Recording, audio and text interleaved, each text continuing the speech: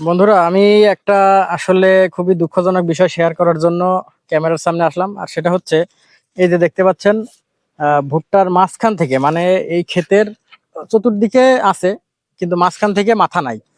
এখন এই মাথাগুলো কেউ রাতের আধারে এই মাথাগুলো কেটে নিয়ে গেছে। কিন্তু আপনি একটা জিনিস দেখেন, এই যে ভুট্টার গাছ, এই যে যে কাটা দেখা যাচ্ছে, এটা হয়তো গতকাল রাতের বেলায় কাটা অথবা পরশুদিন এরকম টাইমে কাটা।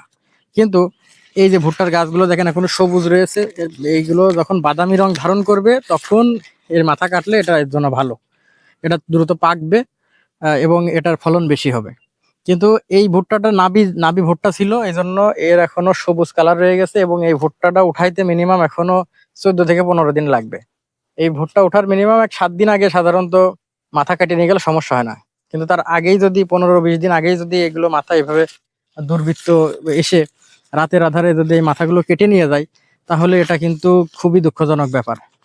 যাই হোক, আমি এই মালিকের সাথে কথা বলে জানতে পারছি যে আসলে এই মাথাগুলো কখন এসে কাটে এবং কারা কাটে সে এর ব্যাপারে কোনো হদিস নাই, সে ব্যাপারে জানে না।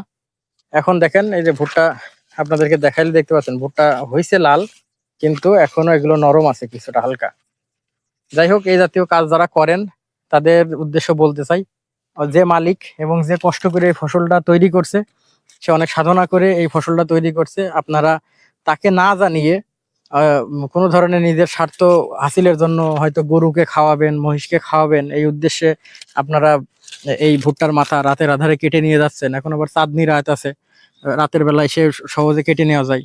এখন মালিককে না জানিয়ে আপনারা যে এই কাজগুলো করেন, এটা কিন্তু খুবই চরম একটা অপরাধ।